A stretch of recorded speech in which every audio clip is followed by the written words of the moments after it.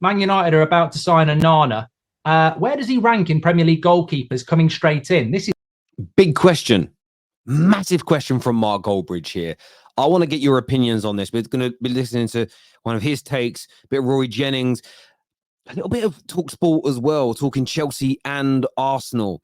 Is it Chelsea hate? Is it Arsenal hate? Or are they being fair? I want your opinions on all these takes below.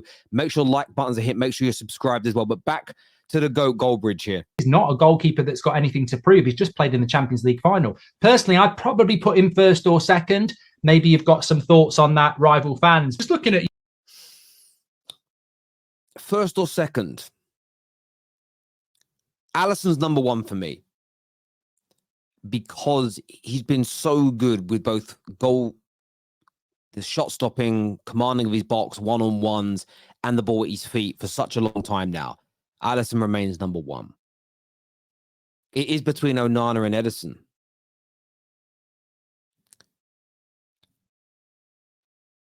I'm going to go with Onana. I genuinely believe he is going to prove to the Premier League he is one of the top two goalkeepers in our league and in Europe over the course of this season. I do believe that. I think he's that good. What do you think, though? YouTube, actually, is there's a comment there just went through saying Onana is now the best goalkeeper in the Premier League is outrageous. Well, it's only outrageous because he's not officially signed for Manchester United yet. Well, he has now. This is an old clip somebody sent through to us today. More than happy to take your calls on that, and we'll talk about it a little bit later. But the Onana I saw in the Champions League final, and it was the Champions League final, was absolutely incredible. And I will say this: I think Alisson is better. As of right now, we see him as better. I think he's got that body of work. I've watched him more. Ederson's amazing, especially with the ball at his feet. But I think Onana is a better goalkeeper in terms of the traditional goalkeeping attributes. No one else, by the way, there's the top three in the Premier League. I've seen some polls recently where certain other goalkeepers from other clubs have been kind of put into the conversation. No, those are the top three by a country mile. But I do want to get your take. I want your thoughts and I want your feelings on it, people. Let me know below. Problem with calling Kylian Mbappe the best footballer in the world is he is, 24 years old? Yeah. Never played in a top league.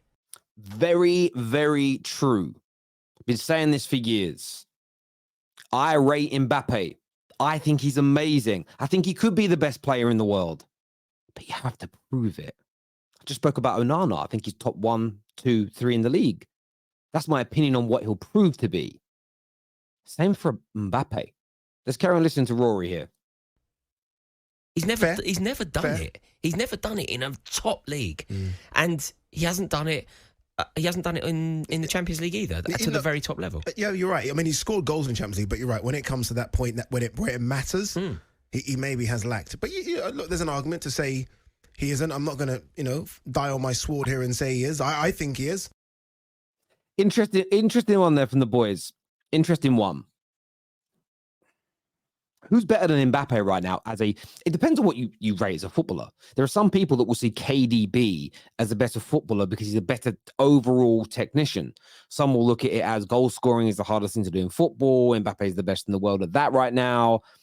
Some think it's Haaland. Haaland's doing it in a more difficult league. It's just on a treble. I want to get your opinion, but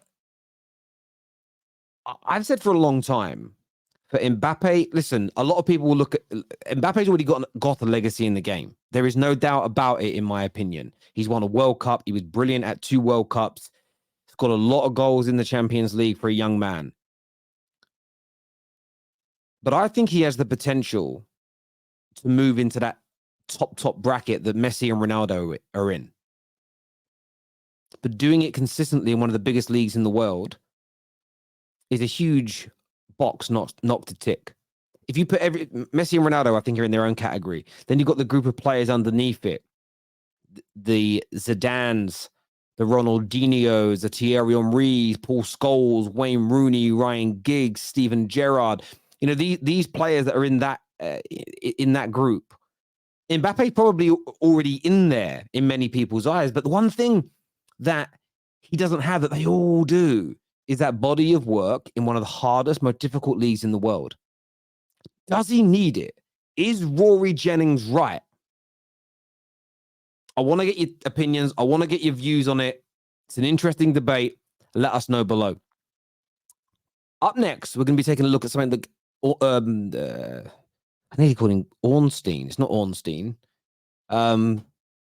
Goldstein said about him on TalkSPORT. Take a little listen to this. Right, when the season finished. Yeah. If you get in Declan Rice, by the way, Kai Havertz is awful. If you get Declan Rice and you improve with who's the right back you bought? Timber. Yeah. Right. Ben White will still play. Okay, but you've got options, right? And if Tierney stays fit, and then you've got Zinchenko possibly playing left back or midfield, you've got options there, and Jesus stays fit.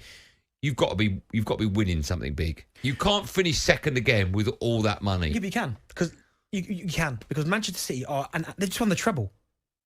They've got the best striker on the planet. Yeah, but there's an argument they've got the best midfield player on the planet. Are they currently weaker, Man City? Right, let me just stop him there. Forget the Man City comment. We can come back to that later. Where do people stand on this? We are 2 weeks away from the beginning of the Premier League season. And I still don't have a clear answer from my community. That's you.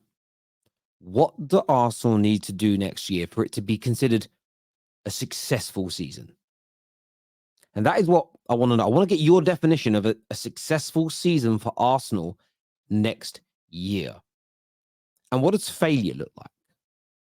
So for me, it isn't just a case of win a trophy, not win a trophy. I think you need to contextualize everything, get to a Champions League final and get 98 points, but you don't win either of them. I don't think it's an unsuccessful season per se.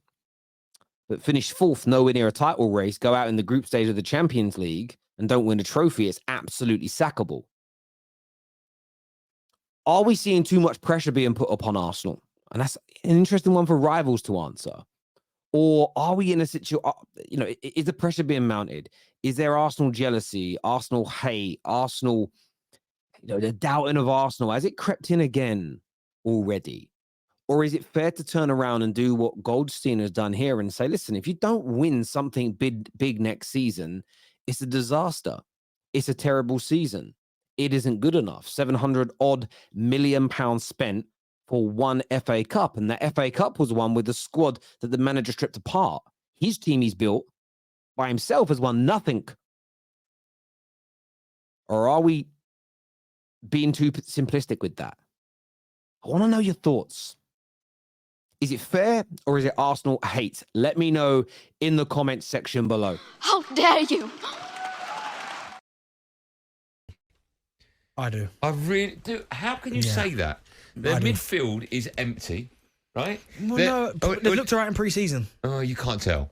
You can't tell. You know that, Ben. You've played pre-season. I You've get watched that, but football enough. they've looked all right. I think Chelsea will be fine. I don't think they... They're still going to be a force. Mudryk looks awful. No, he doesn't. I think he does. No, he doesn't. Have you watched him pre-season? Yeah, but pre-season... No, still. That's how you shake the... Pre-season... This last season, right, that Jose won the title at Chelsea, their pre-season, I think I'm right in saying they didn't win a game, Chelsea. Their midfield is going to be Enzo, right? It's going to be Chukwuemeka, and it's going to be Gallagher. Their fullbacks are prone to injury. Does he have a point, Chelsea fans? Does Goldstein have a point? Or are we seeing his Chelsea hatred, his Chelsea bias? It's become a very fashionable thing to talk about Chelsea in this way recently. Are they empty though?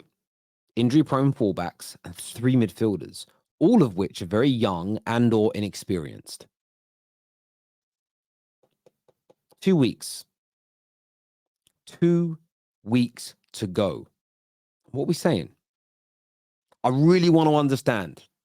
I'm being genuine when I say this. I'm not trying to stir up trouble. I've looked at Chelsea in pre-season and watched 2 of their games. They've looked good. I think they've done impeccably well to clear out a lot of their dead wood. But we're on the 26th of July when I'm recording this. And I expected more purchases. Yes, and Nkunku has come in. And Colwell's being added to this team. They've had Gatto come in as cover in a fullback position. But enough.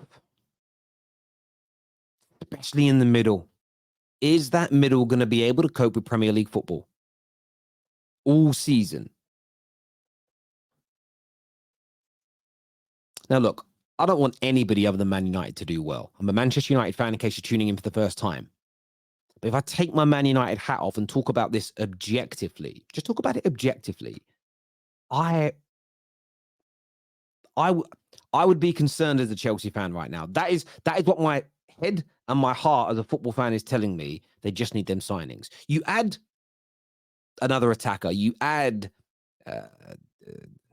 Mohamed Kudus. You add Caicedo. You throw Elise in. Maybe then we're talking about something different. And maybe all those deals get done between now and 2 weeks' time at the start of this season, or at least by the end of the transfer window. And maybe Chelsea fans have complete faith in what they're doing. But has a good point been raised here in your opinion? And if we're wrong, tell us we're wrong. Because again, I feel like Chelsea have done half a brilliant job. A few holes. I want to understand. I could be wrong. Tell me. Listen, people, hit the like button, subscribe, leave your comments below. Please turn on the bell notifications as well. Very important to us that you get that done. YouTube isn't good at sending out notifications unless you do that. So get yourself signed up and turn your push notifications on as well. So you get, even if you're not got your phone isn't open, you see that it's gone out. Get that all set up and done. Until next time, take care. Goodbye. God bless. And I'll see you all again soon. Peace.